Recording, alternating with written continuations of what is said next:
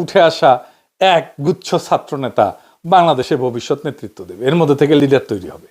তো যাই হোক, ছাত্ররা কেন সরকারে গেল? কারণ এই ছাত্র নেতারাই বিপ্লবে নেতৃত্ব দিচ্ছে, তাই না? তারাই ছাত্রদের নেতা, ছাত্র জনতার নেতা। সেই ছাত্র সমাজের রিপ্রেজেন্টেশন সরকারে থাকা উচিত, এই ছিল যুক্তি। তাইলে এখন কি হইল? সে ছাত্র নেতারা যে রাজনৈতিক দল করলো, আর সেই দলের যে ছাত্র সংগঠন তৈরি করলো, তারা ডাকসুতে জাকসুতে গোহারা হারলো। সামনে যে ইলেকশনগুলো হবে সেগুলোতেও গোহারা হারবে। তার মানে সেই ছাত্র নেতারা যারা সরকারে আছে, তাদের লিডারশিপে আর ছাত্ররা নাই, ছাত্রদের নেতৃত্ব শিবিরের কাছে চলে গেছে। তাহলে সবচেয়ে গুরুত্বপূর্ণ নৈতিক প্রশ্ন হচ্ছে, ছাত্রদের কি সরকারে থাকার বৈধতা থাকে? থাকে না। যদি সরকারে থাকার যুক্তি হয় ছাত্রদের রিপ্রেজেন্টেশন, তাহলে নেতৃত্ব হারালে তো সরকারে থাকার কোনো জাস্টিফিকেশন থাকে না।